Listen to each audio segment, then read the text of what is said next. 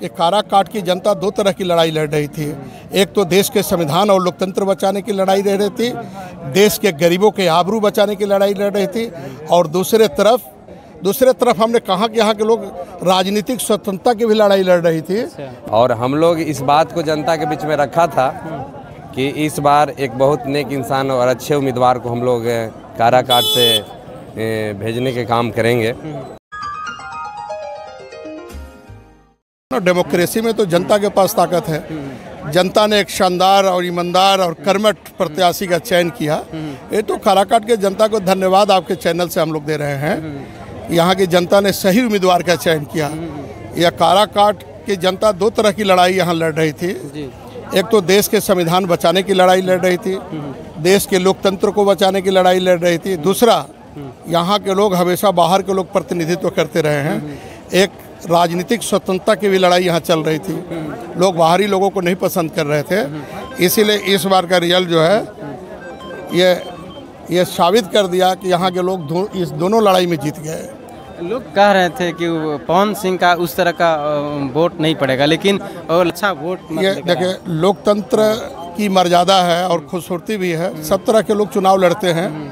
और पवन को चाहने वाले यूथ लोग थे, वे सभी लोग नॉन पॉलिटिकल थे, मैक्सिमम लोग। और जो लोग पॉलिटिकल लोग थे वो जाति और बिरादरी के नाम पर वोट किया। किसी मुद्दा पर पवन को वोट नहीं मिला। अच्छा। अगर मुद्दा पर वोट मिलता तो यहाँ दो ही लड़ाई थी। तो मुद्दा पर वोट देने वाले लोगों ने अपने प्रत्याशी को चुन लिया। बेमुद्दा के लोग जो थे उपेंद्र जी के साथ थे। बात समझ रहे हैं ना? जी बिल्कुल। तो पवन जी कोई राजनेता नहीं थे और राजनीति करने यहाँ नहीं आए थे। एक हवा बना था, लोग उनके पक्ष में प्रचार कर रहे थे और इस लड़ाई को दूसरे तरफ ले जाना चाहते थे। लेकिन काराकाट के जनता को, महती जनता को मैं सलूट करता हूँ। इस लड़ाई को एकदम आमने सामने जनता ने लड़ी। पिछले कई बार से एनडीए गठबंधन यहाँ चुनाव जीतते आ रही थी, इस बार पासा पलट गया। ये काराकाट की जनता दो तरह की लड़ाई लड़ रही थी। एक तो देश के संविधान और लोकतंत्र बचाने की लड़ाई लड़ रही थी, देश के गरीबों के आबरू बचाने की लड़ाई लड़ रही थी, और दूसरे तरफ, आप समझ रहे हैं ना? बिल्कुल। तो यह बात साफ साफ है।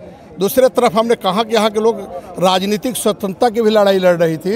यहाँ की जनता कह रही थी कि बाहरी उम्मीदवार को हम लोग नहीं एक्सेप्ट करेंगे, हम काराकाट लोकसभा क्षेत्र के उम्मीदवार को जिताएंगे। इसलिए दो लड़ाई यहाँ की जनता लड़ रही थी और दोनों लड़ाई में काराकाट की जनता जीत गई। गरीबों का मसीहा है ना। कैसा लग रहा है आप लोग? बहुत अच्छा लग रहा है। क्या लग रहा है सर जी, कैसा लग रहा है? बहुत अच्छा लग रहा है जी। अच्छा लग रहा है, खुश हैं आप लोग? हाँ जी, खुश रहेंगे ना। इन्हीं लगे हम लोग रात दिन चैन से सो नहीं रहे हैं। गरीबों, दलितों, पिछड़ों, शोषितों को, अल्पसंख्यकों का आवाज है। राजा राम जी। राजा राम सिंह जिंदाबाद।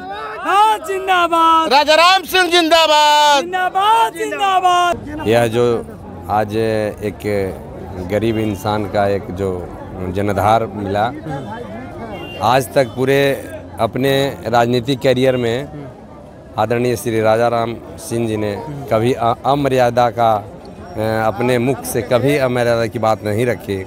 अमर्यादित भाषा का प्रयोग कभी नहीं किया।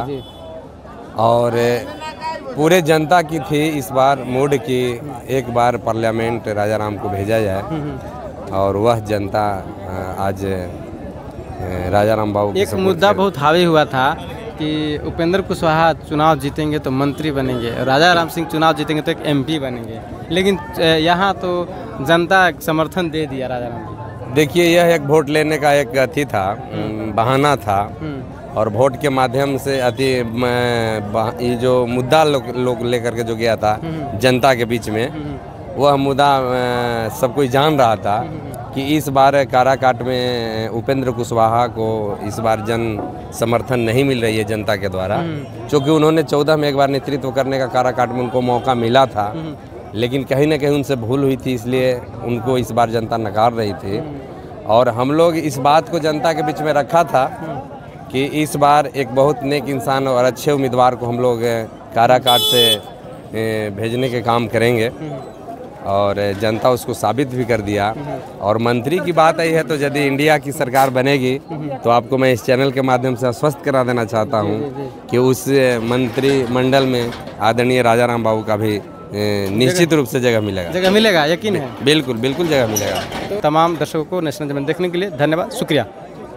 साथियों, नेशनल जनमंच को सब्सक्राइब करें, साथ ही बेल आइकन की घंटी को बजाएं।